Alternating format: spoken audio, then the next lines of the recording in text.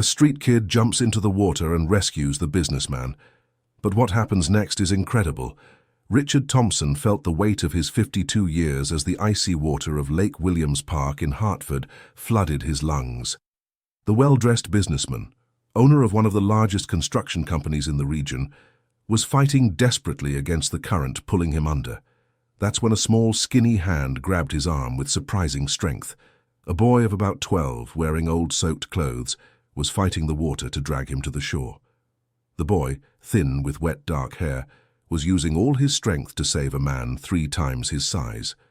"Hold on, mister, hold on," the boy shouted as he swam with difficulty, pulling Richard toward the rocks on the shore. Richard managed to brace himself on the rocks, coughing violently and expelling the water he had swallowed. His designer clothes were soaked and dirty, his Italian tie hanging like a wet rag. When he finally caught his breath, he looked at the boy sitting on the grass, shivering from the cold. The boy was skinny, had dirt smudges on his face, and his clothes were clearly donated or found somewhere. His worn-out sneakers let his toes show, and he hugged his knees trying to warm up. "Are you okay, sir?" the boy asked in a trembling voice, more from the cold than from fear.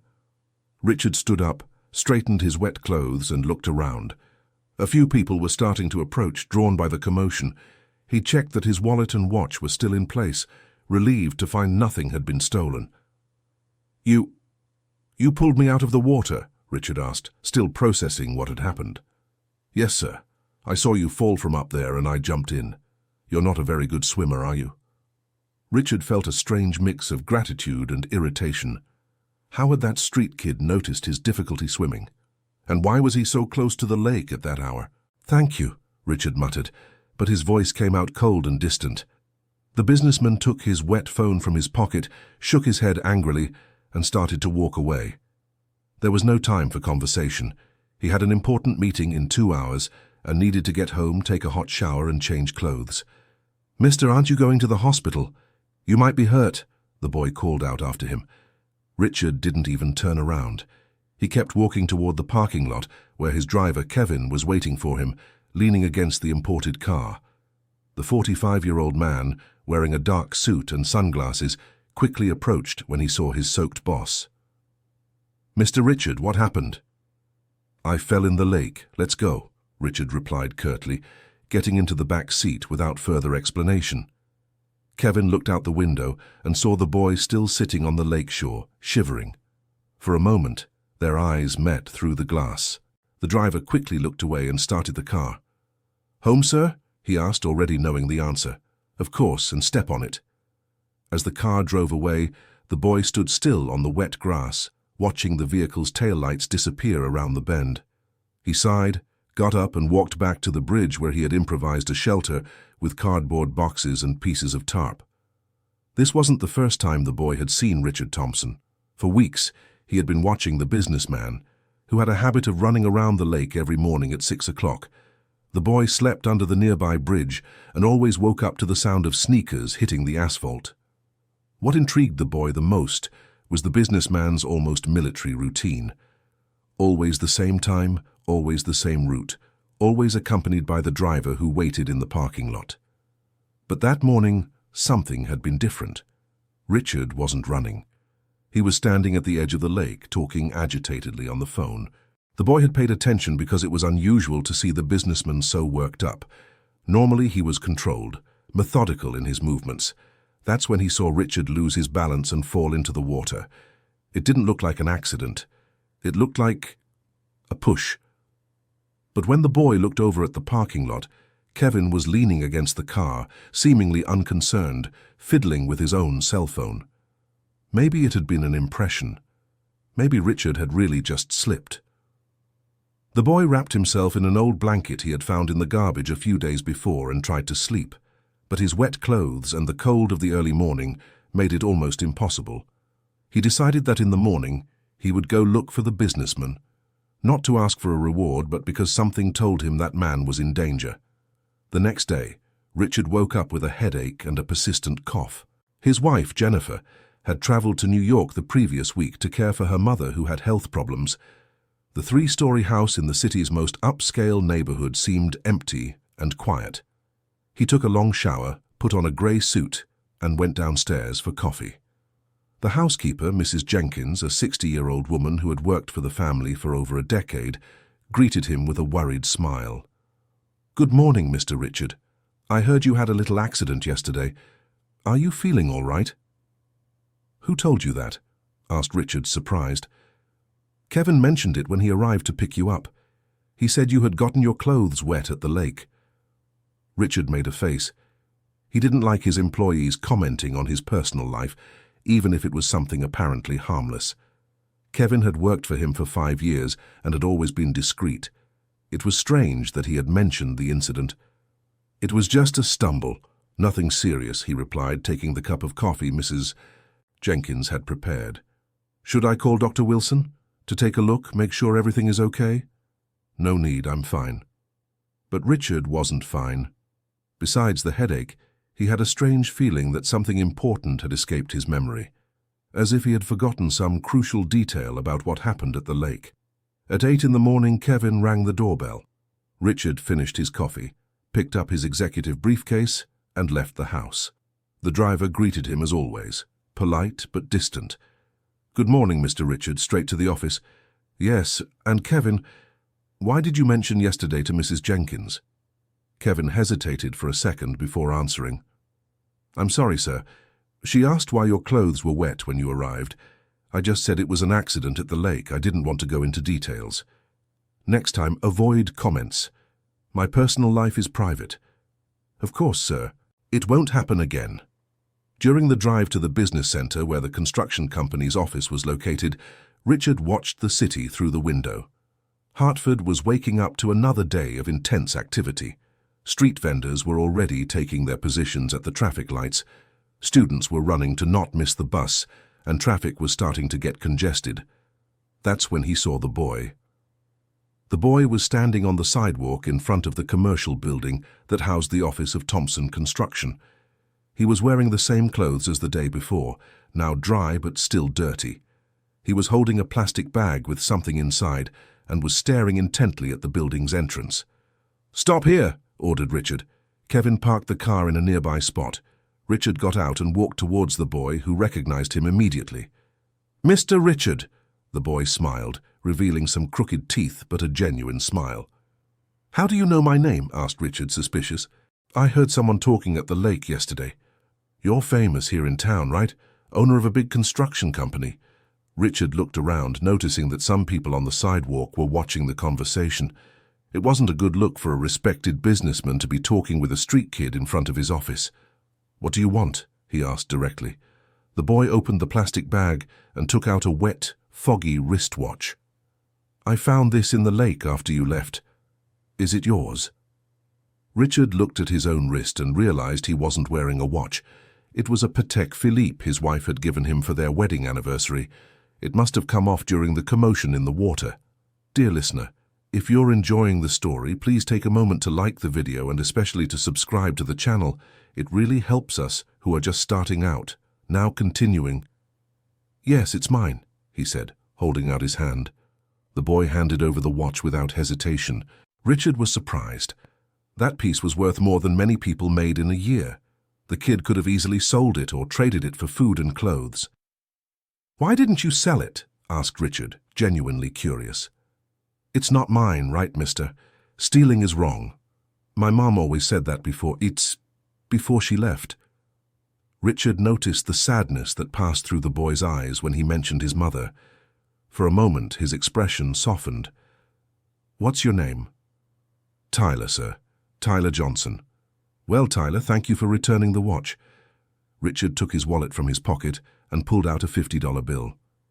"Here for you." Tyler looked at the money, but didn't reach for it. "I don't want it, mister. I just came to return what's yours." "Take it. It's a reward for your honesty." "You don't need to, really." Tyler hesitated, seeming to want to say something more. "What is it?" "Nothing. Sorry to have bothered you, sir." Tyler started to walk away, but Richard called him back. "Wait, do you live on the street?"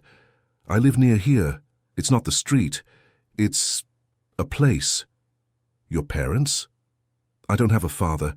My mom left home when I was 9. It's been 3 years now." Richard felt a tightness in his chest. His daughter Sophia was 15, and he couldn't imagine what it would be like if she had to fend for herself on the streets at 9 years old. "And how do you get by?" "Oh, I manage. I help people. Carry groceries at the market, clean car windows at the traffic light. There's always something to do." Richard looked at the boy with new eyes. Despite his ragged appearance, Tyler had something special, a dignity that many adults lacked. "Mr. Richard?" Kevin had approached. "Your meeting is at 9 o'clock. Richard looked at the watch he had just recovered.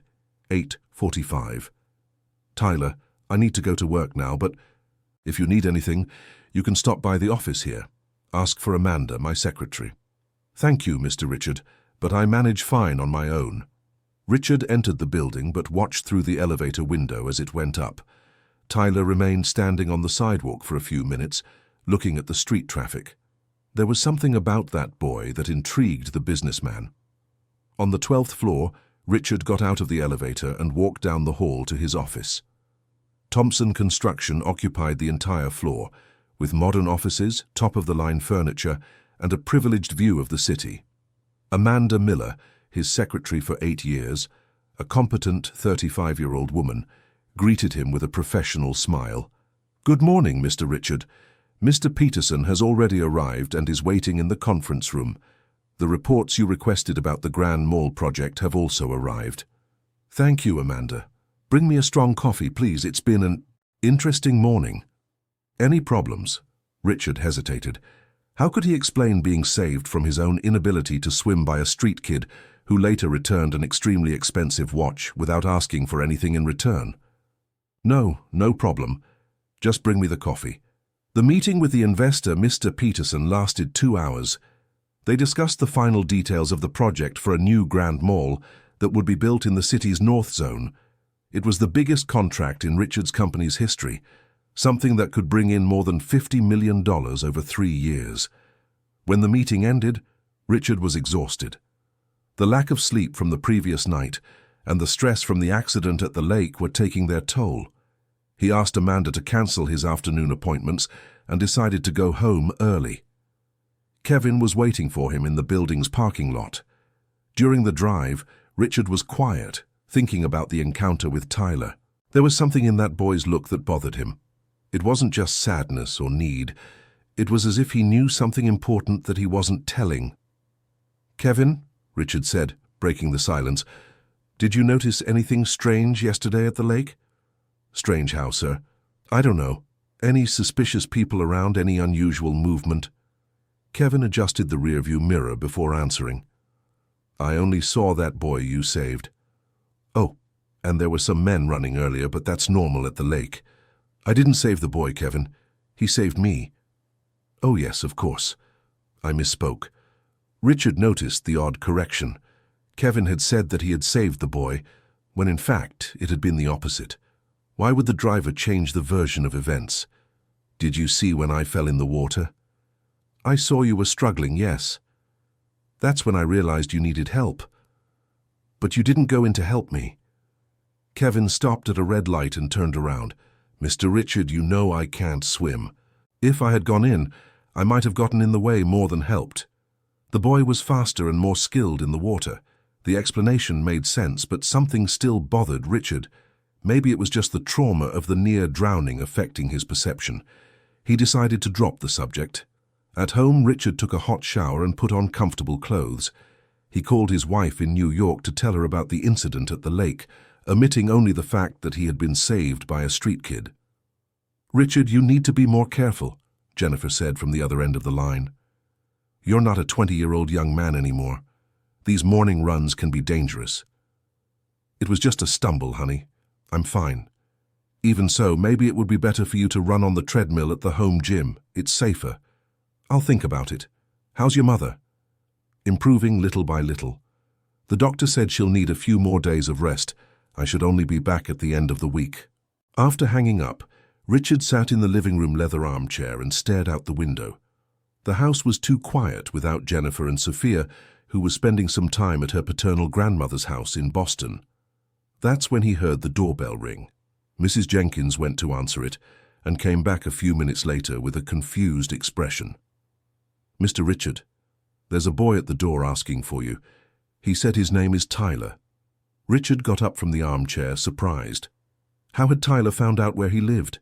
His address wasn't public, and he had only mentioned that he worked downtown. Let him in, said Richard. Are you sure, sir? He's very plain. Let him in, Jenkins. Tyler appeared in the living room a few moments later, clearly impressed by the size and decoration of the house. His eyes wandered over the expensive furniture, the paintings on the walls, and the marble staircase leading to the second floor. Wow, Mr. Richard, your house is just like the ones on TV. Tyler, how did you find out where I live? The boy blushed slightly. I followed you yesterday after the lake. I wanted to make sure you got home safe, and I also wanted to return the watch, but I didn't know where to find you. You followed me. I'm sorry, mister. I know I shouldn't have, but I was worried. You almost drowned. Richard was torn between irritation and admiration. On one hand, he didn't like the idea of being followed. On the other, he recognized that the boy's intentions were good. Well, you've already returned the watch. What do you want now? Tyler hesitated, seeming to gather the courage to speak. Mr. Richard, can I ask you a question? Go ahead. Do you remember clearly what happened yesterday? The question took Richard by surprise. What do you mean? Like, do you remember why you fell into the water? Richard stopped to think. In fact, his memory of that moment was hazy. He remembered being on the phone getting upset about something, and then he was in the water choking and fighting for air. Why are you asking this? Tyler looked around as if wanting to make sure no one else was listening. Because I saw what happened, Mr. Richard, and it wasn't an accident. Richard's heart raced. What are you saying? Someone pushed you. That's impossible. There was no one near me. Yes, there was. I saw. Richard sat down in the armchair, trying to process what Tyler was saying. If it were true, it meant that someone had tried to... What exactly? Hurt him? Kill him? Tyler, are you sure about what you're saying? Yes, I was awake under the bridge. I always wake up early because the cars start passing by and they're noisy. I saw you arrive in your car, but you didn't get out. You stayed inside talking on the phone. Then you got out and started pacing nervously near the lake, still on the phone. Tyler paused as if organizing his memories. Then a person came up behind you. You talked for a little bit, you put your phone away, and suddenly the person pushed you. What person? Could you see who it was? It was still a bit dark and I was far away, but it was a man, I'm sure. He was wearing dark clothes. Richard tried to remember. Had he spoken to someone before falling into the water? His memory was completely blank on that detail. And what happened after they pushed me? The person ran off. That's when I jumped in the water to help you. When I managed to get you out of the lake, I didn't see anyone else around. Why didn't you tell me this yesterday? I tried, mister, but you left very quickly. And then I kept thinking about whether I should tell you or not. It could be dangerous. Dangerous for whom? For you. If someone tried to hurt you once, they might try again. Richard got up from the armchair and started pacing around the room. If Tyler was telling the truth, this changed everything. But why would anyone want to hurt him? He had some business disputes, some rivals in the construction industry, but nothing that would justify an attempt at physical harm. Tyler, you said the person was wearing dark clothes. Any other details? Height, weight, any characteristics? He was about your height, but thinner, and he walked in a way like he knew the place well. Like he knew the place? Yeah. He didn't get lost, he didn't trip over anything. He knew exactly where to walk in the dark. A terrible idea began to form in Richard's mind. Who else knew the lake well? Who knew exactly where he ran every morning? Who knew his routine better than anyone else? Tyler, can you describe the clothes the person was wearing? It was like a suit, I think, dark, and he had something on his head, like a cap or a hat. Richard felt a chill in his stomach. Kevin always wore a dark suit to work, and he had a habit of wearing a cap when he wasn't on official business. But that was impossible. Kevin had worked for him for 5 years. He was reliable, discreet. He had never given any reason for suspicion. Why would he try to hurt his own boss? "Mr. Richard." Tyler noticed that the businessman was lost in thought. "Are you okay?" "Yes, I am." "Tyler, listen carefully to what I'm about to tell you. What you've told me is very serious. If it's true, you might be in danger too." "Why?" "Because you are the only witness. If someone really tried to hurt me and finds out you saw everything—" Tyler's eyes widened as he understood the gravity of the situation. "What should I do, Mr. Richard?" "For now, nothing. Don't tell anyone else about this, understand? Not a word. And, Tyler, do you have a safe place to stay?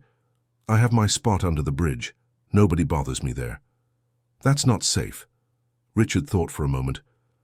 "Would you agree to stay here at the house for a few days? Just until I figure out what's really going on." Tyler was silent for a long time, clearly conflicted. "I don't know, Mr. Richard. I've never lived in a rich person's house. I don't know how to act." "You just need to be yourself. Jenkins can prepare a room for you upstairs." "What if you change your mind? If you decide you don't want me here anymore?" The question hit Richard hard. He realized Tyler had been abandoned before and was afraid of getting attached to something he might lose again. "I won't change my mind, Tyler. At least until we sort this situation out. You have my word." Tyler looked into Richard's eyes and seemed to find something that convinced him. "Okay, Mr. Richard, but I don't want to be a bother to the lady who works here. Jenkins will be happy to have the company. The house is too quiet with my wife and daughter traveling."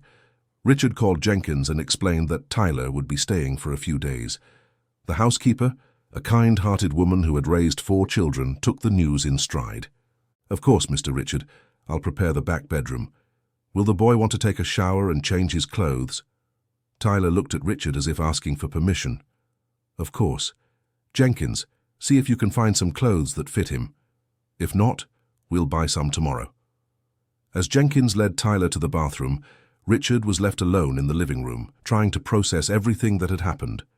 If Tyler was right, someone had tried to kill him at the lake, and the main suspect was Kevin, his trusted driver. But why? What would the motivation be? Richard decided he needed to investigate discreetly.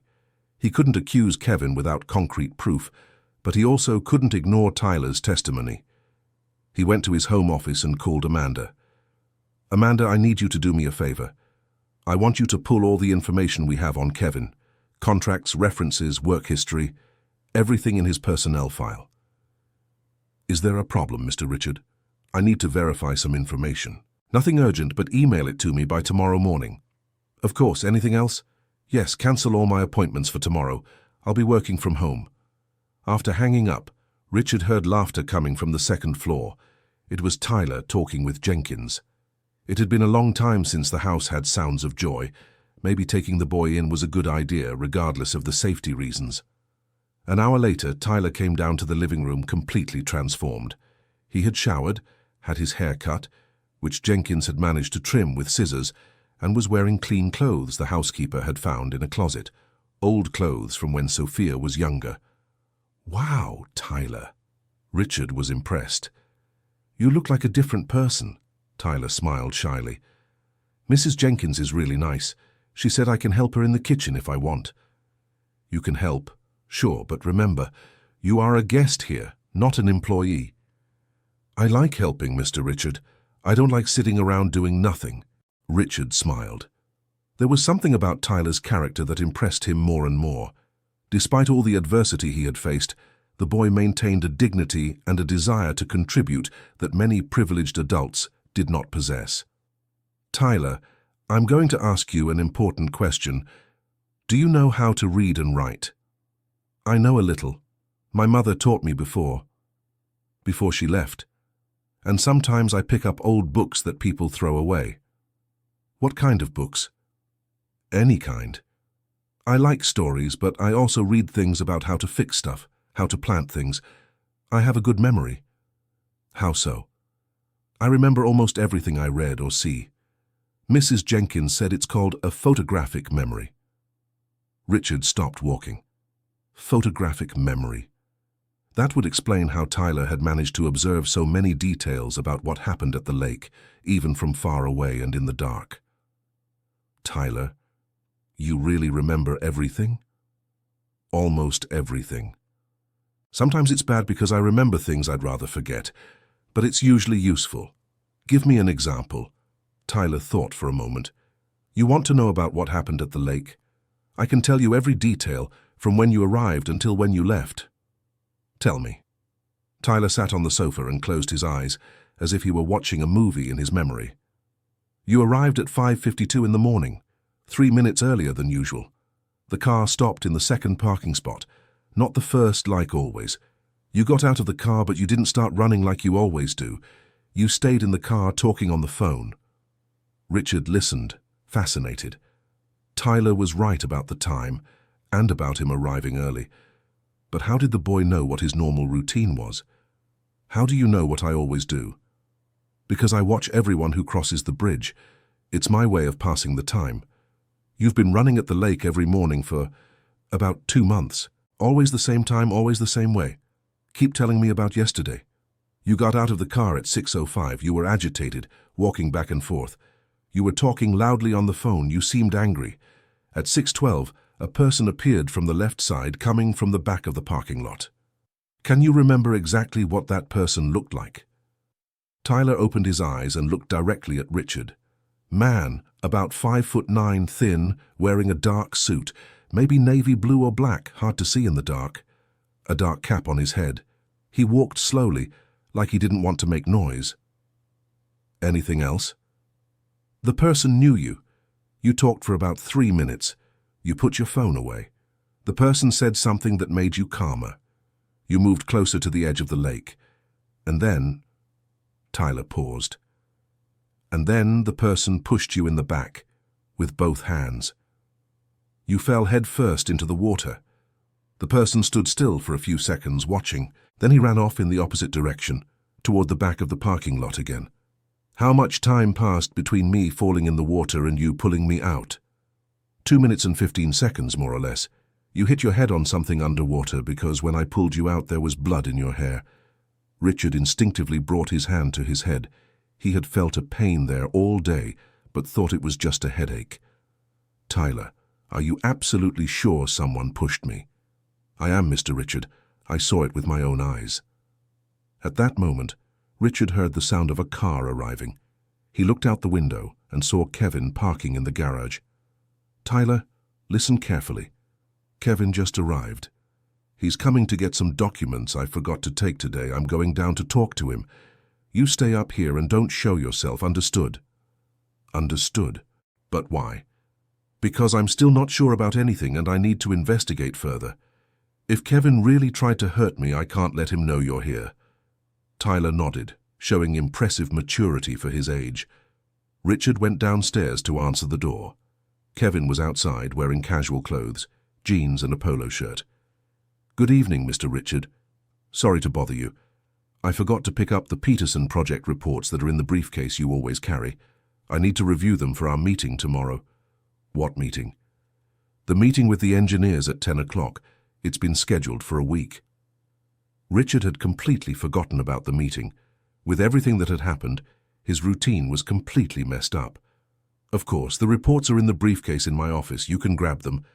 Kevin entered the house and headed to the office. Richard watched him discreetly.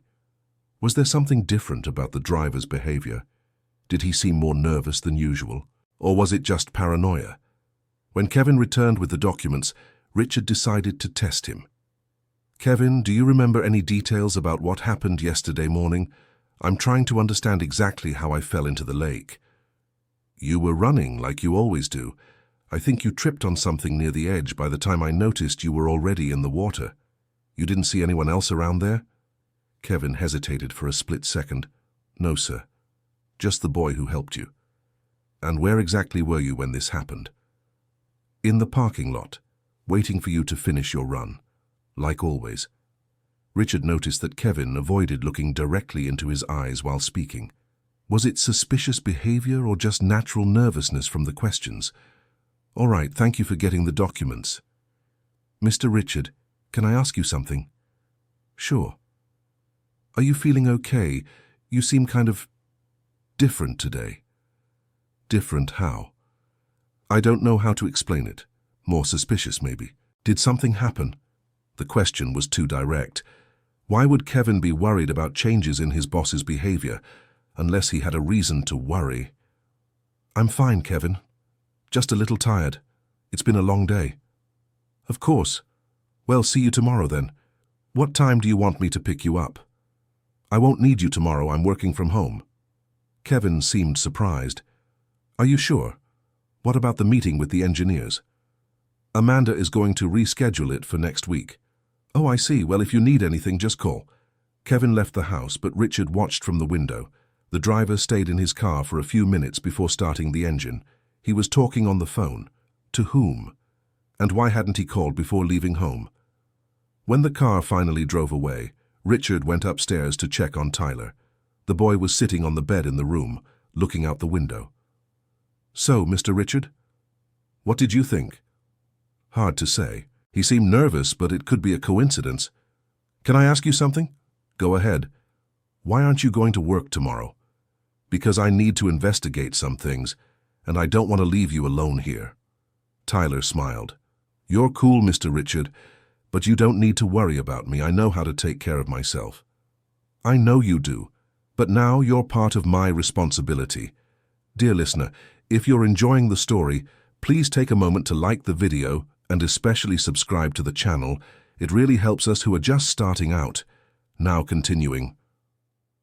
That night, Richard had trouble sleeping. His mind kept spinning with possibilities.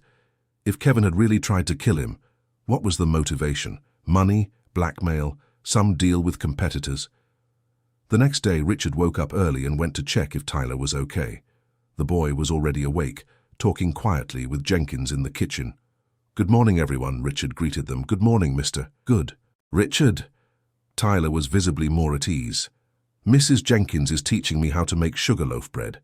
He's a smart kid, Mr. Richard, said Jenkins. He learns everything very quickly.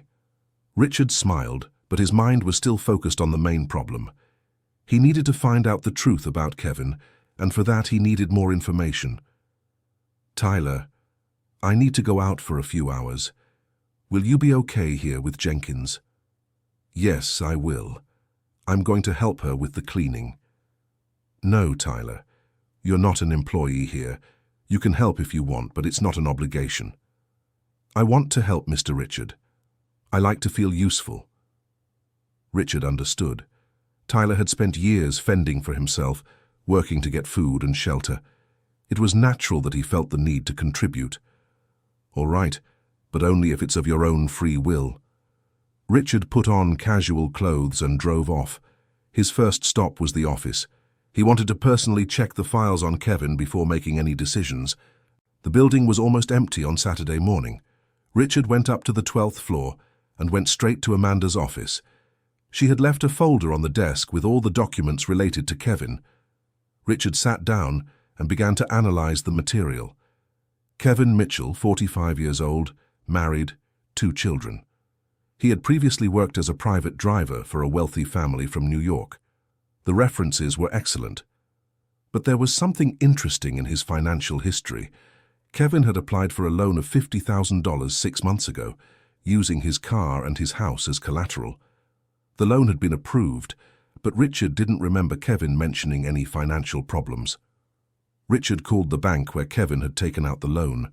After identifying himself as the employer, he got some basic information. The loan was 3 months overdue. Kevin owed not only the overdue installments, but also fines and interest totaling almost $70,000. That changed everything. Kevin was in serious financial trouble and hadn't told Richard anything. Could that be the reason for trying to hurt his employer? Some kind of blackmail or extortion? Richard decided to investigate further. He called a friend who worked for a private investigation company. Michael, it's Richard Thompson. I need an urgent favor. Hi, Richard. Of course, what do you need? I want you to discreetly investigate one of my employees, Kevin Mitchell. I need to know who he associates with, what kind of problems he might have if he's involved with suspicious people. Any specific problem? I'd rather not go into details over the phone. How long would it take you to get that information? About 2 or 3 days for a basic investigation. If you need something more in-depth, a week. Great. I'll send you his personal data by email. And Michael, maximum discretion. Don't worry, Richard. You'll have the report on Monday. Richard hung up the phone and kept thinking. 3 days was a long time. If Kevin really had hostile intentions, 3 days could be enough for another attempt. He decided to take a more direct approach. He went back home and found Tyler helping Jenkins tidy up the garden. The boy had adapted so well to the household routine that it seemed like he had been there for weeks, not just a day. "Tyler, can I speak with you in private?" "Of course, Mr. Richard." They went into the office and Richard closed the door. "Tyler, I need you to tell me again everything you saw at the lake, but this time I want you to pay attention to every detail about the person who pushed me. Anything, no matter how small." Tyler closed his eyes and accessed his memories again. The person approached walking slowly, as if they didn't want to make noise. They were wearing dark shoes, the kind of dress shoes that make noise on the asphalt, but they stepped lightly. The suit was dark, well fitted to the body.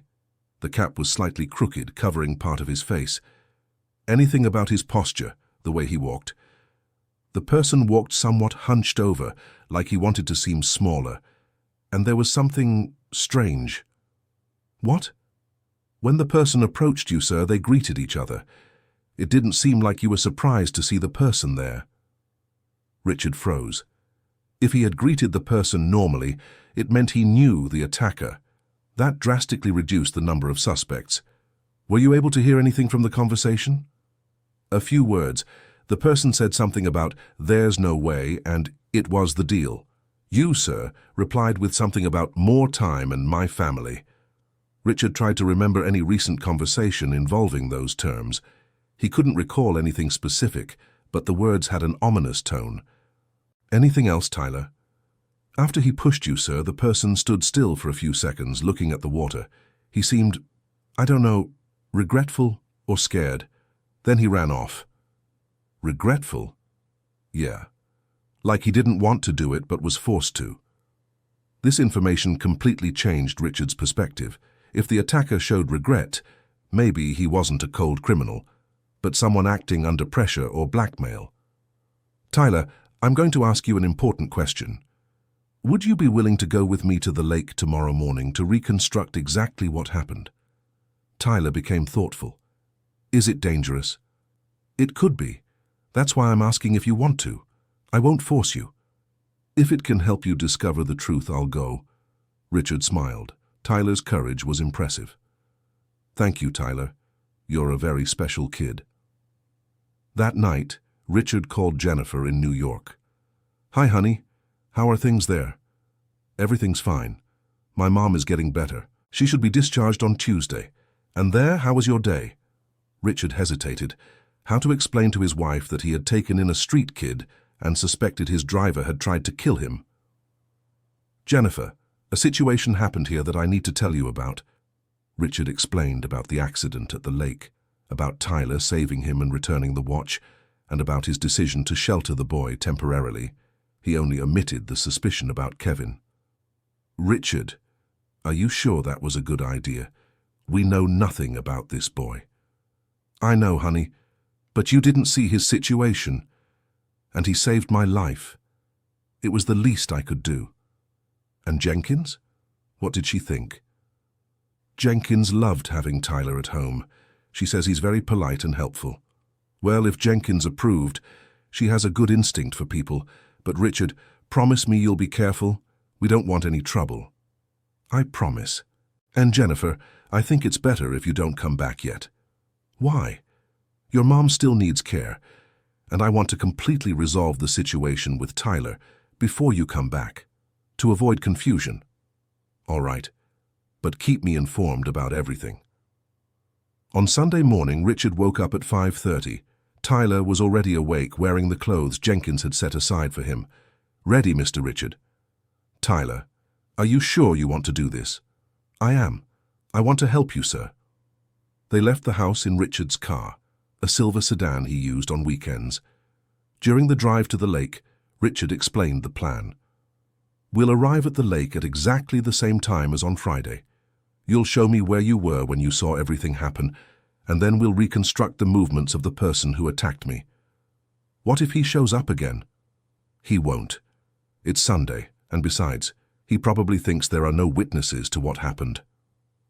They arrived at the lake at 5:50. The place was deserted, as expected. Richard parked in the same spot he always used and observed the surroundings. "Tyler, show me where you were." Tyler pointed to the bridge about 100 meters away. "Right there, under the bridge. You can see the parking lot and the edge of the lake." They walked to the bridge. Richard was impressed with the view from there. It was possible to clearly observe the entire parking lot and the area around the lake. "From here, you really can see everything. Tyler, now show me exactly where the person came from." Tyler pointed to a trail that came from the back of the parking lot, passing behind some trees. "The person came from there, going around those trees." They walked slowly as if they didn't want to be seen. Richard observed the trail. It was a path that few people knew about, used mainly by park maintenance staff. Whoever used that route knew the place well. "Tyler, I'm going back to the parking lot. You stay here and tell me exactly where I was when the person found me." Richard went back to the car and started walking along the edge of the lake, trying to recreate his movements from Friday. Tyler shouted instructions from afar until Richard reached the exact spot. "That was it, Mr. Richard. You were right there talking on the phone." Richard looked around. He was near an area with loose rocks at the edge of the lake. If someone tripped there, they would naturally fall into the water. It was the perfect spot to make an accident look natural. "Tyler, now show me how the person approached." Tyler came down from the bridge and walked over to Richard, retracing the attacker's path. The person came this way slowly, looking around to make sure no one was watching. Tyler stopped about 2 meters from Richard. "This is where you talked." The person spoke quietly, but you could tell you knew each other. "And then?" Tyler moved closer to Richard and made a pushing gesture, obviously without touching him. "The person did like this. With both hands on your back, you fell headfirst into the water."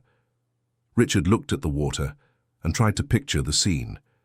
If Tyler was right, it had been a deliberate murder attempt disguised as an accident. But who and why? "Tyler, let's go. We've seen enough."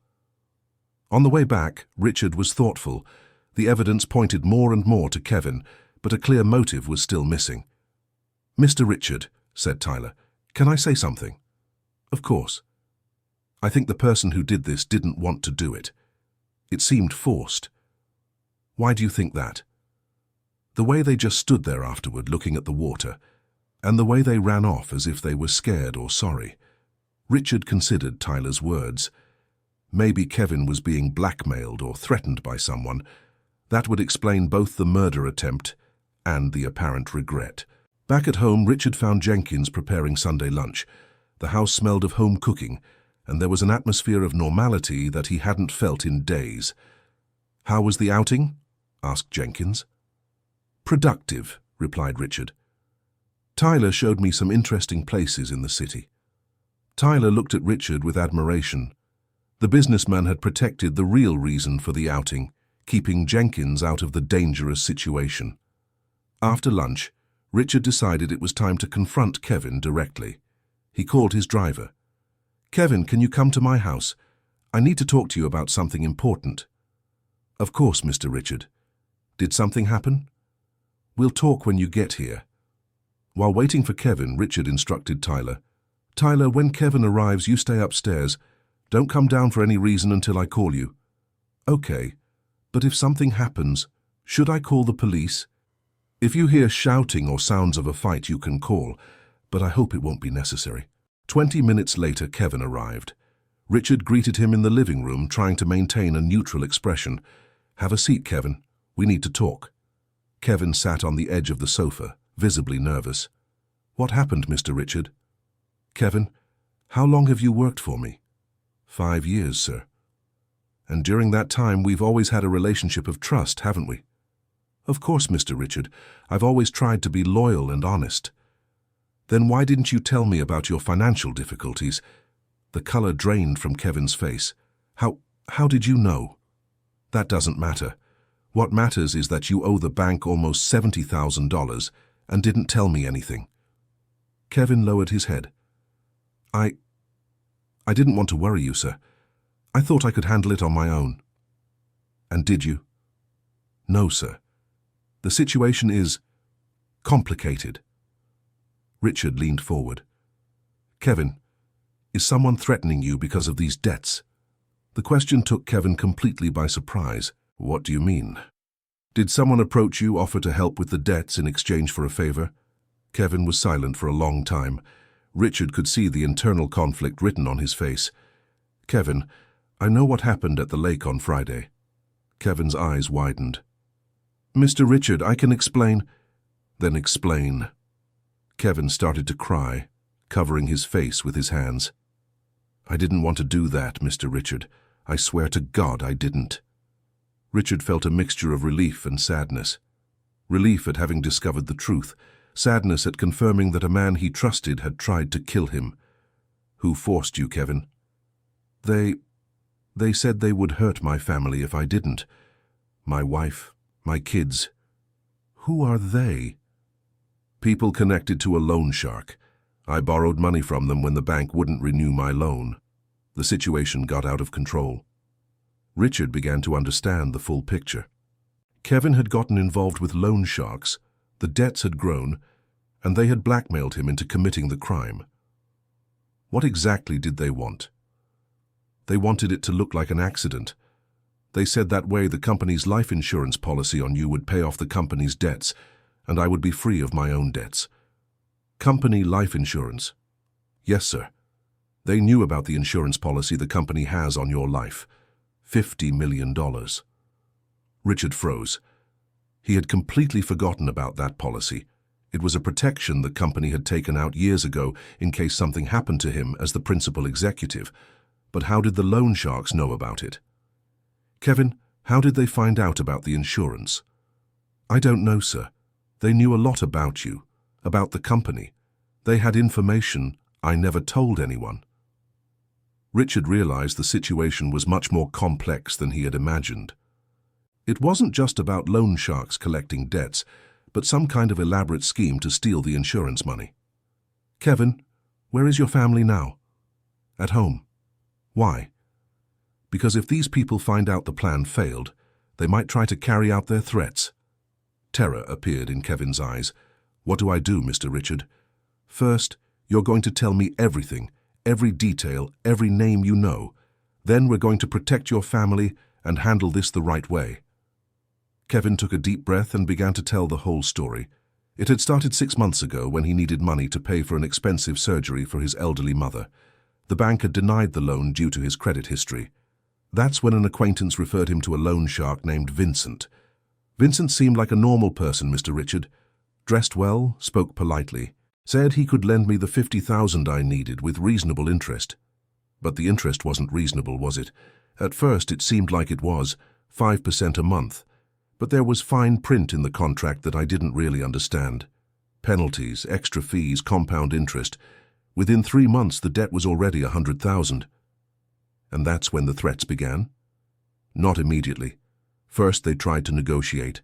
They offered to set up a payment plan to lower the interest. But I couldn't even pay the smaller installments. That's when Vincent changed his attitude. Kevin told how the threats started subtly and then escalated. First it was indirect messages, then photos of his family being followed, finally direct threats of violence. That's when they proposed the special job, Kevin continued. They said if I did one thing for them, all the debts would be forgiven and my family would be safe. And that thing was to kill me. To kill. They didn't say it that directly. They said it was to cause an accident with you during your morning run, that no one would really get hurt, that it was just to scare you. Richard shook his head. Kevin was naive, but not stupid. He knew exactly what was being asked. Kevin, did you really believe it was just to scare me? Kevin lowered his head again. No, sir. I knew. But I was desperate. They showed me photos of my kids leaving school. They said they knew the route my wife takes to work. I panicked. Richard felt a mixture of anger and compassion. Kevin had committed a terrible crime, but he was also a victim of a desperate situation. Kevin, you said they had inside information about me and about the company. What kind of information? They knew your schedule, your habits, where you like to run. They knew your wife was traveling, that your daughter was in Boston. And they knew about the company's life insurance policy, something I didn't even know about until they told me. Richard became thoughtful. That level of information suggested that someone inside the company was providing data to the criminals. But who? Kevin, did you talk to anyone else at the company about your financial difficulties? No, sir. No one. And this Vincent, how did he find you initially? It was through Derek, the one who works at the garage where I take the car for service. Richard knew Derek. He was a mechanic who had taken care of the company's fleet of cars for years. He always seemed like a trustworthy person. Kevin, I'm going to make you a proposal. I'm going to help you resolve this situation, but you will have to cooperate with me completely. Tell me everything you know. Help identify these people. Testify if necessary. You're not going to report me to the police? I am. But I will testify on your behalf, explain that you were coerced. With a good lawyer and your cooperation, maybe you can get a lighter sentence. Kevin started to cry again. Mr. Richard, I am so sorry. Really sorry. I never wanted to hurt you. You have always been a good boss. I know, Kevin, and I believe you are remorseful. But now we need to focus on resolving the situation and protecting your family. Richard called Tyler to come down and introduce the two. Tyler, this is Kevin. Kevin, this is Tyler, the boy who saved me at the lake. Kevin looked at Tyler with surprise and gratitude. You're the one who saved Mr. Richard? Kevin asked. Yes, I am, Tyler replied timidly. Thank you, said Kevin, extending his hand to Tyler. Thank you so much. Tyler shook Kevin's hand, but Richard noticed the boy was still suspicious. Tyler, said Richard, Kevin is going to help us resolve this whole situation. He made a mistake, but he was being threatened. Tyler nodded, but continued to watch Kevin carefully. Now, said Richard, we need a plan. Kevin, where are you supposed to meet this Vincent again? Tomorrow, Monday, at 7 in the evening. He wants to know if the job was completed. Perfect. You will go to that meeting, but not alone. Richard explained his plan. Kevin would go to the meeting as arranged, but wearing a hidden recorder to capture the conversation. Richard and Tyler would stay nearby, ready to intervene if necessary. Mr. Richard, this is very dangerous, protested Kevin. If they find out I'm recording, that's why we're going to be careful. And Kevin, your family needs to leave the city until we resolve this. To where? I have a country house in Lake Placid. Your wife and children can stay there for a few days. I'll arrange discreet security to protect them. Kevin fell silent for a moment, processing the information. Mr. Richard, why are you helping me? Because I believe in second chances, Kevin, and because you were a victim of this situation as much as I was.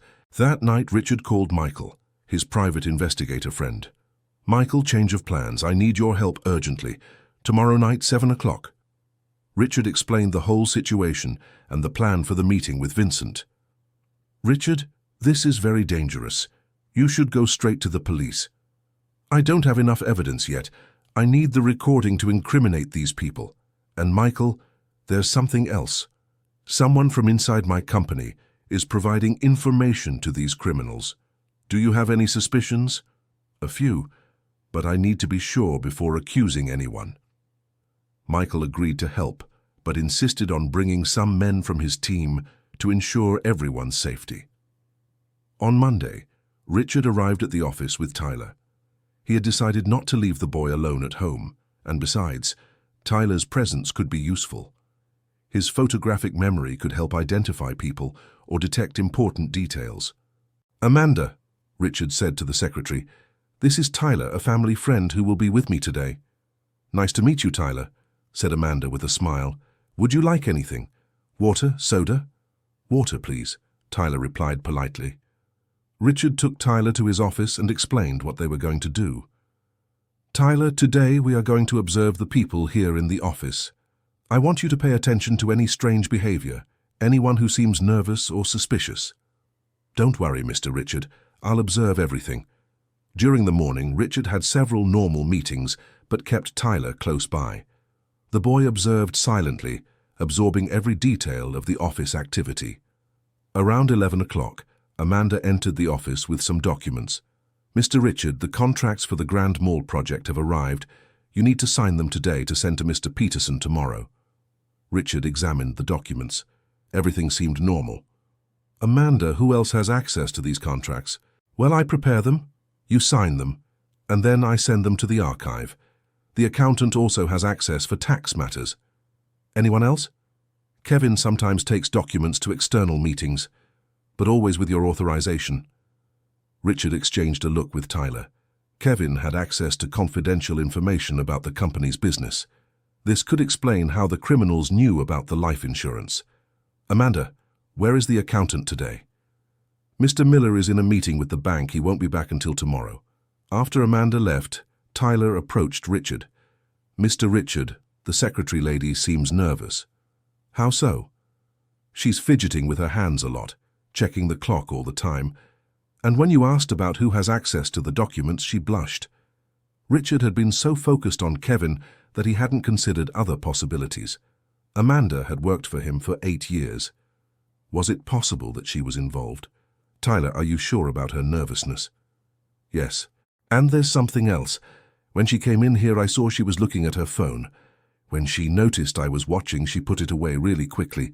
Richard decided to investigate discreetly. He asked Tyler to stay in the office and went out to observe Amanda from a distance. She was indeed constantly on her phone and seemed agitated. When Richard returned to the room, he found Tyler examining some papers on the table. "I found something interesting, Mr. Richard." "What?" Tyler showed him a sheet of paper that had been in the trash can in the room. "This page has notes about you, schedules, places you go, personal information." Richard examined the paper. It was definitely Amanda's handwriting. The notes included his running schedule at the lake, the fact that his wife was traveling, and even his life insurance policy number. "Tyler, where did you find this?" "In the trash, under some other papers. It looks like someone tried to throw it away but forgot." Richard felt a mix of disappointment and anger. Amanda, whom he trusted completely, was providing personal information to criminals. "Tyler, we're going to have to change our plan for tonight. Dear listener, if you're enjoying the story, please take a moment to like the video and especially to subscribe to the channel. It really helps us who are just starting out. Now continuing." Richard decided to confront Amanda immediately, but in a strategic way. He called her into his office and asked Tyler to wait in the next room, where he could hear the conversation. "Amanda, have a seat. I need to talk to you about something very serious." Amanda sat down, but Richard noticed her hands were trembling slightly. "Amanda, how long have we known each other?" 8 years, Mr. Richard. And all this time, we've always had a relationship of mutual trust." "Yes, sir." Richard placed the paper with the notes on the table. "Then explain this to me." Amanda looked at the paper and turned completely pale. For a moment, Richard thought she would faint. "Mr. Richard, I can explain." "Then explain." Amanda started to cry. "They have my sister." "Who has your sister?" "The people who forced me to write down this information. My sister Ashley is 17. She left home on Friday night and didn't come back. On Saturday, they called me saying they had her." Richard felt his world become even more complicated. It wasn't just Kevin being blackmailed. The criminals had several people working for them through coercion. "What exactly did they ask you to do?" "To write down information about your routine, your schedule, details about the company. They said if I didn't cooperate, they would hurt Ashley. And you didn't think to tell me, to ask for help? They said if I told anyone, even the police, they would kill my sister immediately."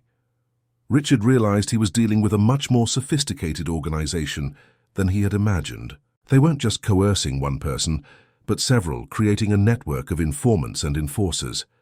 "Amanda, has your sister been in contact with you since Friday?"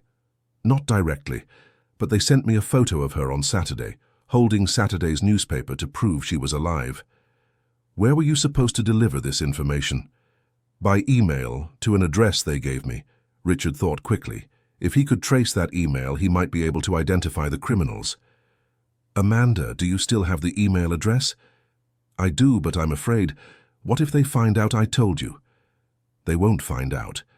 And Amanda, we are going to find your sister, I promise. Richard called Tyler back into the room. Tyler, this is Amanda. She was also being blackmailed by the same criminals. Tyler looked at Amanda with sympathy. Your sister is going to be okay, Tyler said. Mr. Richard will help. Richard was touched by Tyler's compassion. Despite everything he had been through in his life, the boy could still worry about the suffering of others. Now, Richard said, we need to rethink everything. Amanda, you are going to help us find out where your sister is. And we will all work together to put an end to this situation. Richard called Michael again. Michael, the situation has gotten more complicated. It's not just Kevin. They have a network of people being blackmailed. Richard, this is far beyond what my team can handle. You need to involve the police. I know, but first I need to guarantee the victim's safety. Amanda's sister has been kidnapped. If we call the police now, they might kill her. Michael agreed to keep helping, but insisted on bringing more people for the night's operation. During the afternoon, Richard, Tyler, and Amanda worked together to track down all possible information about the criminals. Amanda provided the email address and phone numbers she had received. Tyler used his memory to describe all the details about the attack at the lake again. Around 5 o'clock, Kevin arrived at the office. He seemed calmer, but was still visibly nervous about the night's meeting. "How is your family?" asked Richard. "On their way to Lake Placid, as we agreed. My wife didn't really understand, but she agreed to go." "Good. And you, are you prepared for tonight?" "I think so, but I'm still scared." Amanda looked at Kevin with curiosity. "Was Kevin being blackmailed too?" she asked. "He was," replied Richard. "They forced him to do things he didn't want to do." Amanda and Kevin exchanged a look, recognizing in each other the same situation of desperation they had faced. "How many more people do you think they are controlling?" asked Tyler. It was a smart question. If the criminals had managed to coerce Kevin and Amanda, there were probably other victims. "I don't know," replied Richard, "but we're going to find out." At 6:30 in the evening, Richard, Tyler, Michael, and 2 men from the security team positioned themselves at strategic points around the meeting location, a bar downtown. Kevin was wearing a miniature microphone hidden in his shirt. "Kevin, can you hear me?" said Richard through a discreet earpiece. "I hear you, Mr. Richard. Remember, be natural. Let them do most of the talking, and if you sense any danger, give the signal we agreed on." Tyler was next to Richard, watching the movement around the bar closely. "Mr. Richard." 3 men arrived together and are sitting at separate tables. It could be their security. Richard looked in the direction Tyler indicated. It was true. 3 men, seemingly unconnected to each other, but all discreetly watching the bar's entrance. "Michael, do you see the 3 men Tyler identified?" "I see them. They're professionals, strategic positioning, discreet communication between them." At 7 o'clock sharp, Kevin entered the bar. Tyler followed his movements through the window. "Mr. Richard?" Kevin sat at a table in the back. A man approached him, grey hair, expensive suit, gold watch. "That must be Vincent," said Richard. Through the earpiece, they could hear the conversation between Kevin and Vincent. "So, Kevin, how did the job go?" said a voice that must have been Vincent's. It was like you asked," replied Kevin nervously. "Relax, man. You look like a scared cat. Did the boss die or not?" Richard froze, hearing the direct question. They really expected him to have died. I pushed him in the water like we agreed. Then I left." "And are you sure he drowned?" I didn't stay to watch. You said just to push him." There was a tense pause. "Kevin, you are so naive. Did you really think it was just a push? We needed him dead, man." "But I did what you asked." "You did nothing. Richard Thompson is alive. I saw him at the office today." Richard realized the criminals were watching his movements. They knew the plan had failed. How do you know he's alive? Asked Kevin. We have eyes in many places, my friend, and now you're going to have to finish the job properly. No, I won't do it. You said if I did it once, my family would be free. Your family will only be free when Richard Thompson is dead and the insurance is paid, and now it's more difficult because he might be suspicious. Tyler nudged Richard and pointed to the street. Mr. Richard, there's a black car parked over there that wasn't there before, and there's someone inside. Richard looked and saw the car. It was a perfect position for a quick escape. Through the earpiece, they heard Vincent continue. Kevin, you're going to get a second chance tomorrow night when he leaves the office, and this time, no mistakes. I won't do it. Not for all the money in the world. Oh, yes, you will. Because if you don't, your wife is going to get a very unpleasant visit. Richard felt his blood boil. They were threatening Kevin's family even after he had tried to fulfill the agreement. You said if I did it, my family would be left in peace. And they will be, after you finish the job properly. At that moment, Tyler grabbed Richard's arm. Mr. Richard, the man from the car got out and is entering the bar, and I recognize him. Recognize him from where? He's the man who pushed you into the lake. Richard looked in the direction Tyler indicated and saw a man of average height, thin, wearing dark clothes. It was exactly the description Tyler had given. Michael, do you see the man who just came in? He's our attacker. I see him. And Richard, there's more suspicious movement. Cars arriving, people taking up positions. I think they've figured out it's a trap. Through the earpiece, they heard Vincent's voice change tone. Kevin, did you come alone? Of course I did. Why do you ask? Because there are a lot of people interested in our conversation today. Richard realized they had been discovered. He spoke urgently into the mic. Kevin, get out of there. Now! But it was too late. Through the window, they saw 3 men approach Kevin's table. One of them was the man Tyler had identified. Michael, we need to get in there. Richard, it's too dangerous. They're armed professionals. I can't leave Kevin alone. He's there because of me. Tyler held Richard's arm. Mr. Richard, there's an exit in the back of the bar. I saw it when I was observing. If we go that way, we can take them by surprise. Michael looked at Tyler with admiration. The boy is right. Let's split up. Me and my men will go in through the front. You two go through the back exit. Tyler stays here. It's too dangerous. No, Mr. Richard. I know the faces of all these people. You're going to need me to identify them. Richard hesitated but realized Tyler was right. His photographic memory would be crucial. All right, but you stay behind me at all times. They ran to the back of the bar. The back door was unlocked, as Tyler had observed. Richard and Tyler entered silently through the kitchen. Through the kitchen door, they could see the table where Kevin was surrounded by the 3 men. Vincent was speaking in a low but threatening voice.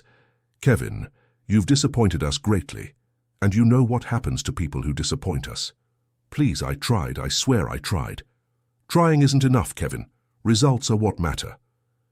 At that moment, Michael and his men entered through the front door. There was immediate confusion. The bar's customers began to scream and run for the exits.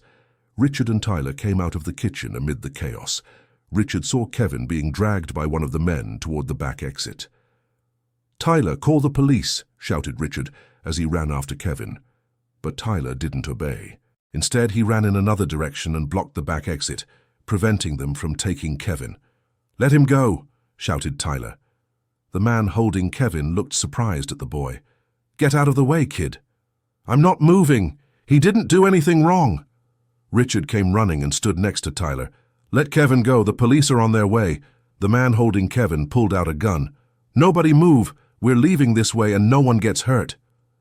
That's when Tyler did something completely unexpected. He shouted, Mr. Richard, that guy over there is your company's accountant. Richard looked in the direction Tyler was pointing and saw, hiding behind an overturned table, Miller, the accountant for Thompson Construction. Miller? Richard couldn't believe it. What are you doing here? The accountant slowly stood up, with a look of defeat on his face. Mr. Richard, I can explain. Then explain. They found out I was embezzling money from the company. They blackmailed me into providing information. Richard felt as if the world was collapsing. Kevin, Amanda, now Miller. How many more people were being used against him? What kind of information? About your habits, your schedule, the company's insurance policies. They wanted all the details. At that moment, police sirens arrived. The criminals realized they were surrounded. Vincent shouted to his men, "Change of plans! Let Kevin go and let's get out of here!" They released Kevin and ran for a side exit that Richard hadn't seen. Tyler immediately ran after them. "Tyler, come back here!" shouted Richard. But the boy was determined. He followed the criminals out to the street and watched the car they escaped in. "Mr. Richard!" Tyler shouted back. "They got into a silver Camry, license plate JHK 4229, and there's another person in the car I haven't seen before." The police arrived and found the bar in chaos. Richard quickly explained the situation to the officer in charge, omitting only the fact that he had planned the operation. "Mr. Thompson, are you saying you were the victim of a murder attempt related to blackmail and corruption within your own company?" "Exactly. These people were using my employees as pawns in a scheme to steal the company's life insurance money. Kevin, Amanda, and Miller were taken to the police station to give statements. Richard and Tyler accompanied them. During the statements, the true extent of the scheme began to emerge. Miller had been embezzling money from the company for over a year. When he was discovered by external auditors hired by the criminals who had infiltrated the company posing as an accounting firm, he was blackmailed into providing information about Richard. Amanda was coerced when the criminals kidnapped her sister. Kevin was dragged into the scheme through his debts with loan sharks who, it was later discovered, were part of the same organization. "Officer," said Richard, "I need to know, where is Amanda's sister?" "We're working on that, Mr. Thompson. With the information you've provided, we've already identified some of the criminals. It's only a matter of time." Tyler, who had remained quiet for most of the statements, suddenly raised his hand. "Can I say something?" "Of course, son," said the officer. "I remember the faces of all the men who were in the bar today, and I remember their voices too. If you have photos of suspects, I can identify them." The officer looked impressed at Tyler. "Son, are you sure you can remember all the details?" "I have a photographic memory," explained Tyler. "I remember everything I see and hear." In the following days, Tyler worked with the police identifying suspects in photo files. His impressive memory helped identify not only the criminals from the bar, but also other people he had observed in the Lake Williams Park area during his weeks sleeping under the bridge. The investigation revealed that the criminal organization was much larger than Richard had imagined. They specialized in identifying business owners with high-value life insurance policies, infiltrating their companies, and creating situations to stage accidents. Richard had been just one of many targets. The police discovered other similar cases in different cities, some of which had resulted in actual deaths. 1 week after everything began, Amanda's sister was found in an improvised hideout on the outskirts of the city. She was frightened but unharmed. "Ashley!" Amanda cried upon being reunited with her sister. "I thought I'd never see you again." Richard observed the reunion with satisfaction. Despite all the trauma, at least one family had been brought back together. "Mr. Richard," said Tyler, "what's going to happen to Kevin, Amanda, and Mr. Miller?" "Miller will be prosecuted for the theft, but he'll probably get a deal for cooperating. Amanda will be released because she was being coerced. Kevin, his case is more complicated. He tried to hurt you." "That's true. But he was also being threatened and he regretted it. I'm going to testify on his behalf." Tyler became thoughtful. "Mr. Richard, do people sometimes do wrong things for the right reasons?" It was a profound question coming from a 12-year-old. "Sometimes, Tyler. Life is complicated. The important thing is to recognize mistakes and try to fix them." 2 weeks later, Richard was at home with Tyler, Jennifer, who had returned from New York, and Sophia, who had come back from Boston. The family was together for the first time since the whole mess started. "So," Jennifer said during dinner, "is Tyler going to keep living with us?" Richard and Tyler glanced at each other. They had talked about it a few times but hadn't reached a final decision. "Tyler," Richard said, "what do you want?" Tyler was visibly torn. "I like you all a lot, and I like living here, but I'm also scared." "Scared of what?" Sophia asked. Scared that you'll change your minds. Scared that I'll do something wrong and you won't want me here anymore. Jennifer stood up and went to hug Tyler.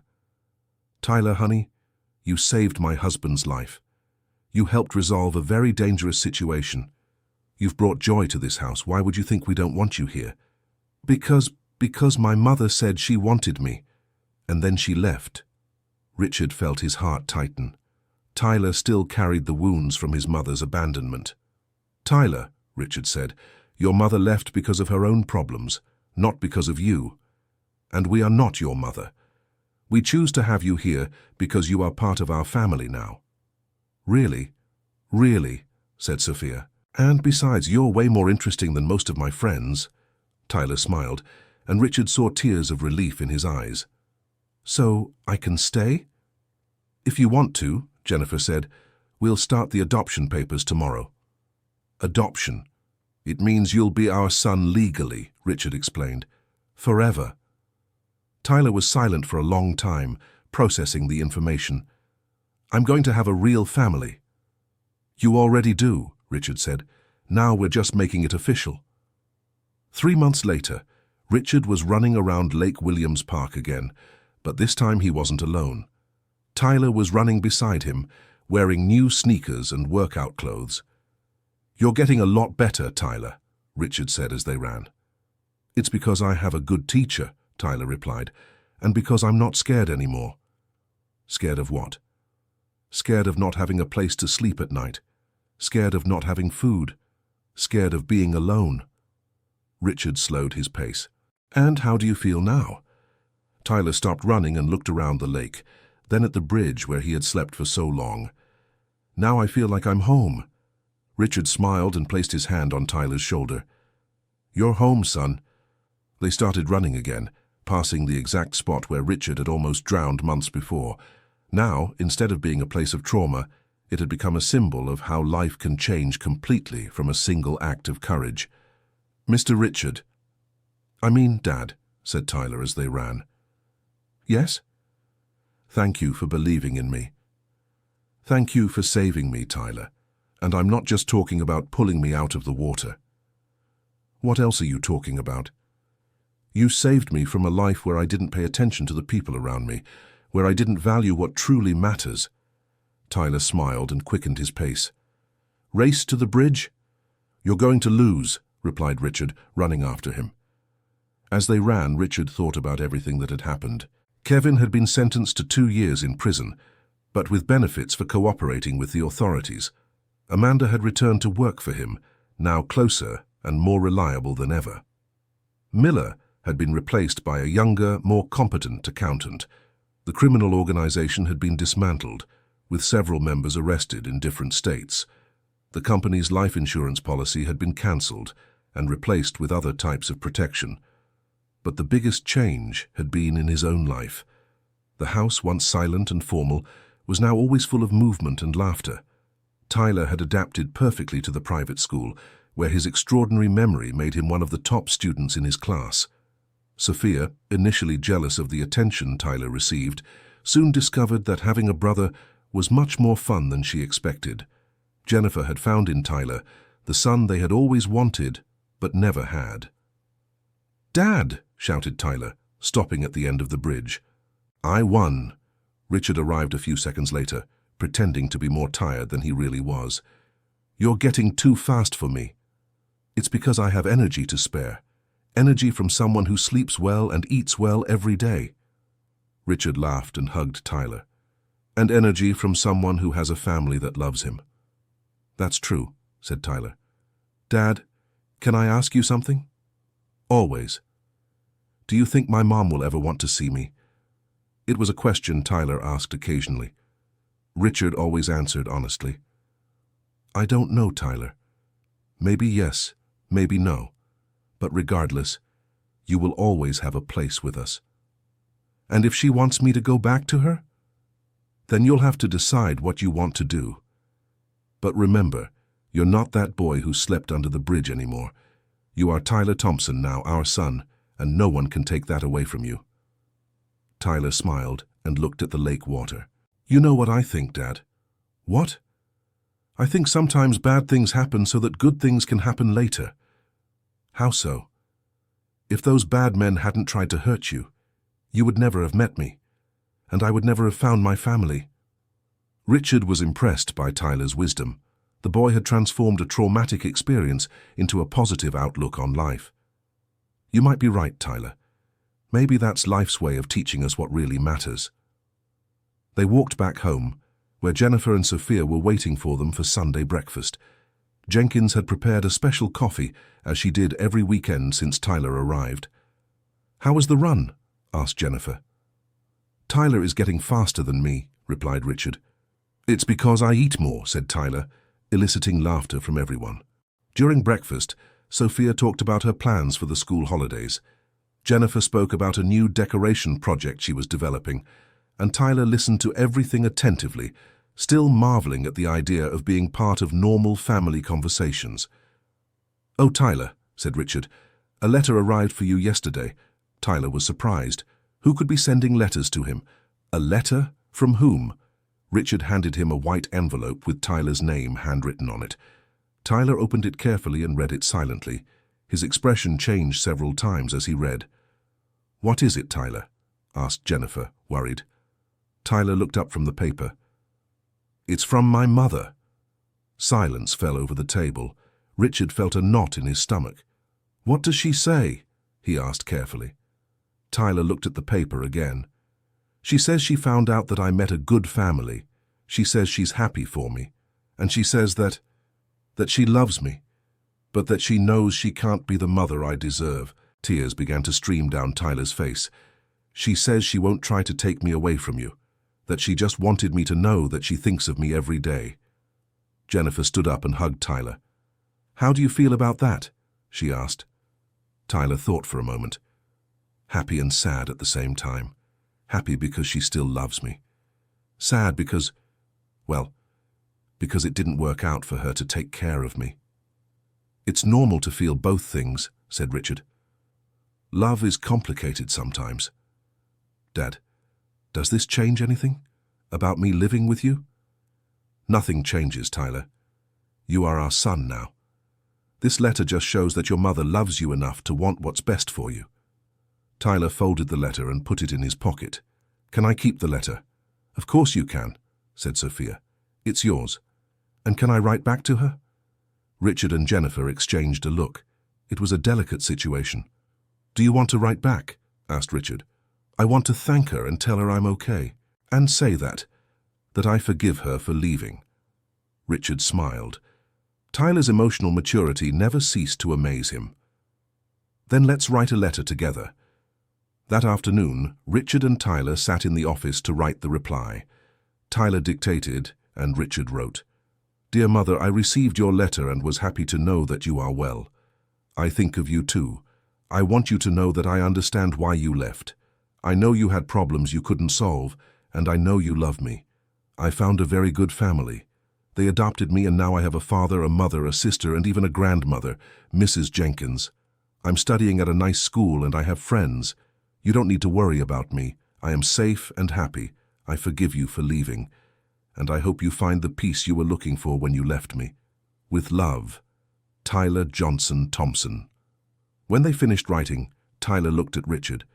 "Thank you for helping me write this, Dad." "Thank you for letting me help, son." 6 months later, Richard was in his office when Amanda came in with unexpected news.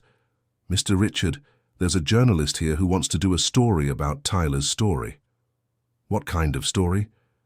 She heard about the rescue story at the lake and how Tyler helped solve the criminal's case. She wants to do a report on courage and family. Richard thought for a moment. The story was truly inspiring, but he was worried about Tyler's privacy. "Can she come back tomorrow? I need to talk to Tyler and my family before deciding." That night, during dinner, Richard told them about the journalist's proposal. "What do you all think?" he asked. "I think it's cool," said Sophia. "Tyler's story is amazing. It could inspire other people." "I worry about the exposure," said Jennifer. "Tyler is still a child." Everyone looked at Tyler, waiting for his opinion. "Can I think about it?" asked Tyler. "Of course," said Richard. There's no rush. The next day, Tyler was quieter than usual. Richard found him in the garden, sitting under the tree where he used to read. "Thinking about the interview?" asked Richard, sitting down beside him. "Yeah. I'm wondering if it's a good idea." "And what is your concern?" Tyler fell silent for a moment. "I'm afraid that if the story comes out in the newspaper, other street kids will think that if they save someone rich, they'll also get a family." Richard was impressed with Tyler's insight. "That's a valid concern. What else are you thinking about?" "What if my mother reads the article and gets sad? Or if she thinks I'm forgetting her?" "Tyler, do. You think you are forgetting your mother?" "No, I will always remember her. But now I have you guys too. It's like having two different kinds of love." Richard understood. Tyler had found a healthy way to balance the love for his biological mother with the love for his adoptive family. "Tyler, the decision is yours. If you want to do the interview, we will support you. If you don't, we will also support you.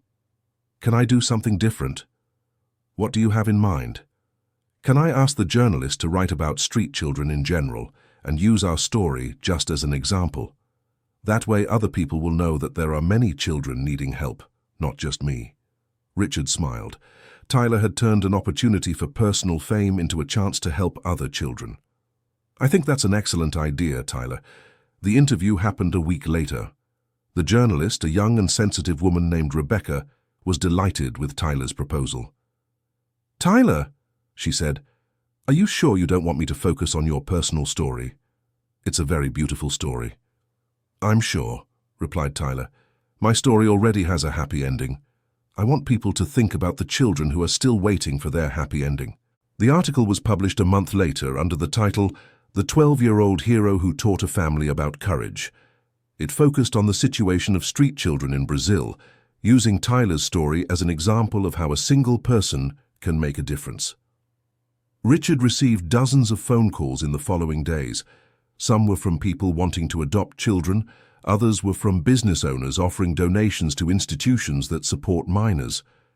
"See, Tyler," said Richard, "your idea is working."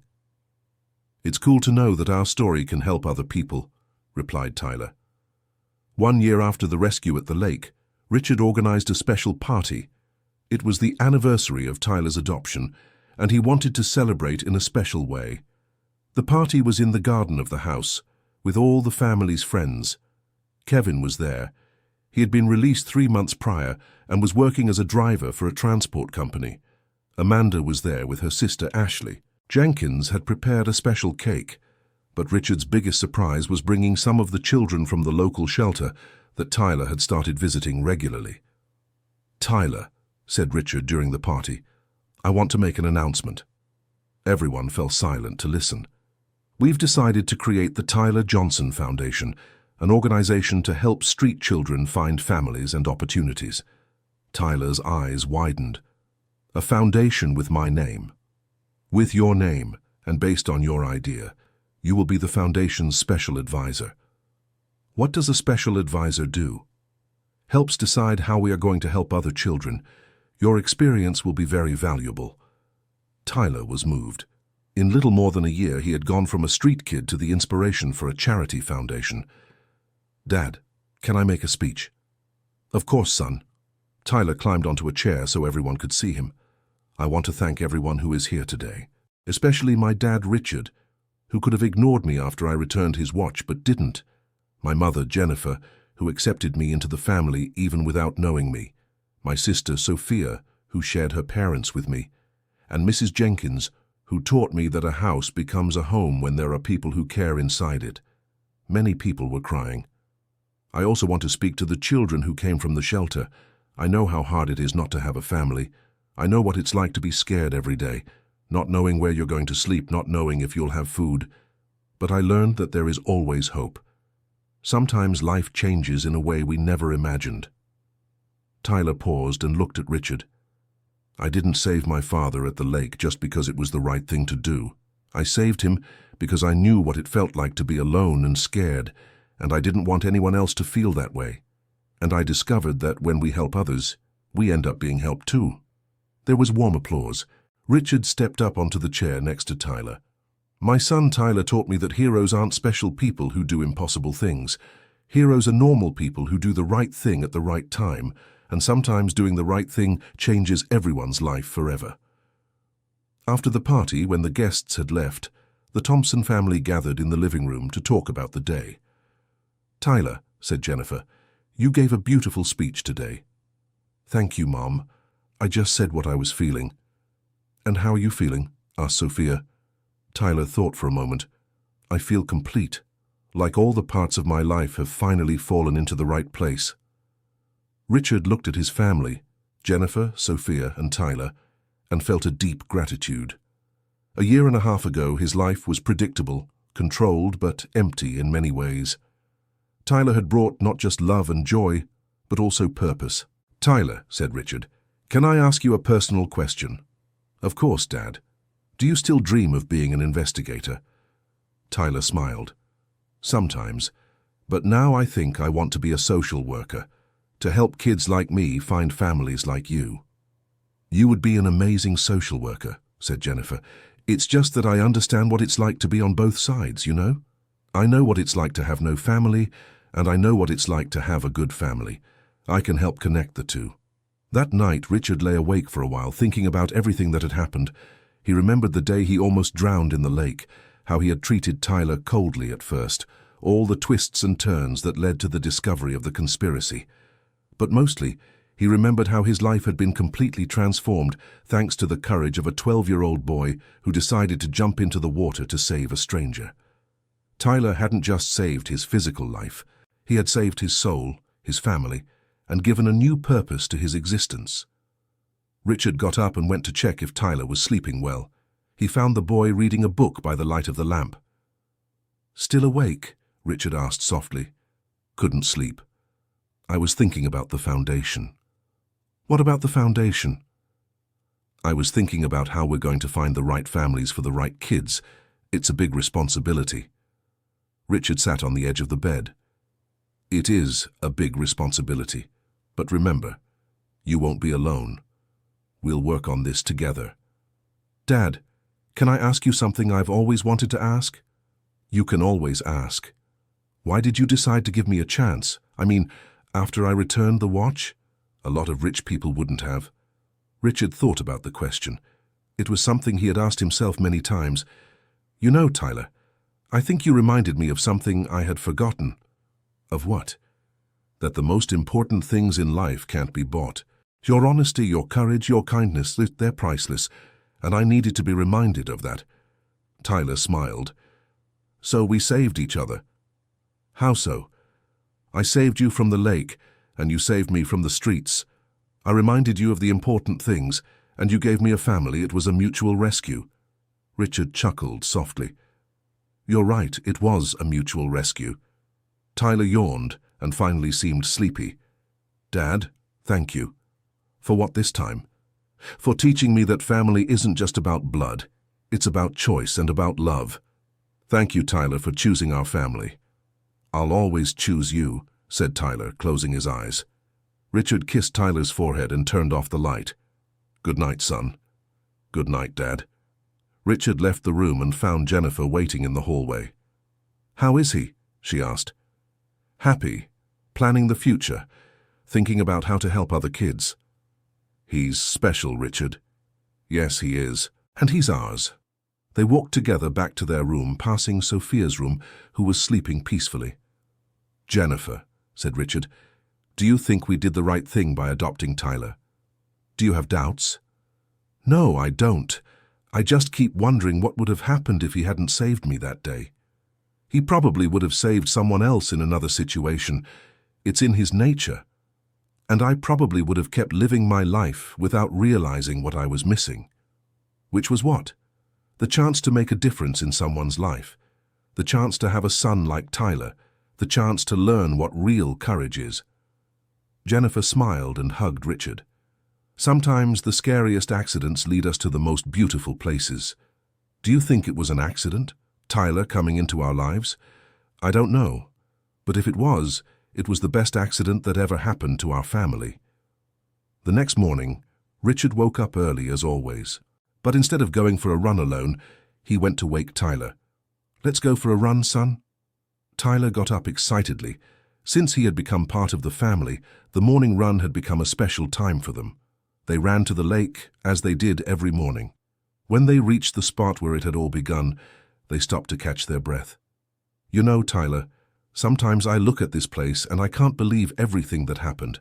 Me too. It feels like a long time ago and just yesterday at the same time." "How do you feel coming back here every day?" Tyler looked at the water, then at the bridge where he had slept for so long. "I feel grateful. Grateful for being in the right place at the right time. Grateful for having the courage to jump in the water. Grateful for finding you." "I feel grateful too," said Richard. "Grateful to have a son who teaches me something new every day." They started running again, but this time towards the city center, where the first shelter that the Tyler Johnson Foundation was going to renovate was located. "Dad," said Tyler as they ran, "do you think we'll be able to help a lot of kids?" "I'm sure we will. And you know why?"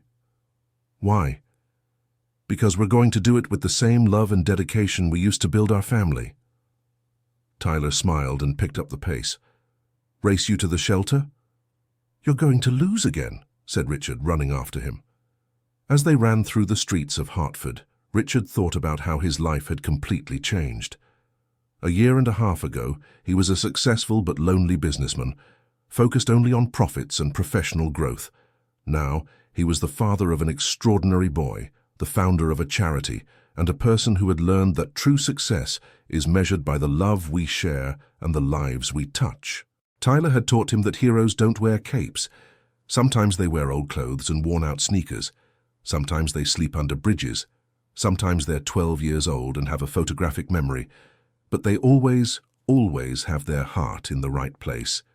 When they reached the shelter, Tyler stopped and looked at the building that would soon be renovated. "Dad, do you think any of the kids who will live here will find a family like I did?" "I'm sure they will, Tyler. And you know why?" "Why?" "Because now they'll have you fighting for them." And I learned that when Tyler Johnson Thompson decides to help someone, amazing things happen. Tyler smiled and hugged Richard. "Thank you for believing in me, Dad. Thank you for saving me, son, in every way. End of story." So, what did you think of this touching story? Tyler really showed us that courage has no age and that the biggest transformations start with small acts of kindness. Tell us in the comments, have you ever had the chance to help someone who was going through a tough time? What was that experience like? And if you were Richard, would you have made the same decision to welcome Tyler? We really want to read your honest opinions. Don't forget to leave your like if the story touched your heart, and most importantly, subscribe to the channel so you don't miss other stories that will move and inspire you. Thank you so much for your company.